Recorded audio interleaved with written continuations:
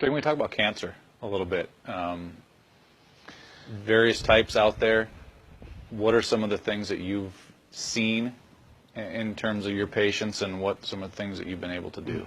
There was a study that was published, I believe it was in 1994. It was a 12-year program, 12-year study. They looked at adults who had developed cancer as an adult, not childhood cancer, but adult cancer, right? And this is the main types of cancer that we get here in the United States. They did a meta-analysis of these people all around the world who developed cancer as adults for 12 years and were treated with chemo. And they looked at the results.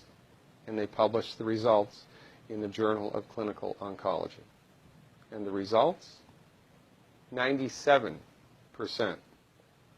of the time, chemotherapy does not work.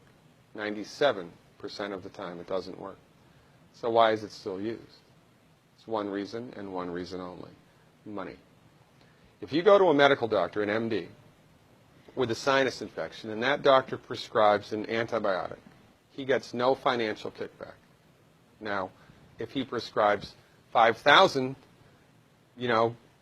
of that antibiotic in 1 month, the drug company that makes it might send him to Cancun for a conference, right? Mm-hmm. But he gets no direct remuneration. It's not with chemotherapeutic drugs. It's different. Chemotherapeutic drugs are the only classification of drugs that the prescribing doctor gets a direct cut of. So if your doctor prescribes chemotherapy for you, here's how it goes, more or less. The doctor buys it from the pharmaceutical company for $5,000, sells it to the patient for $12,000, insurance pays $9,000, and the doctor pockets the $4,000 difference.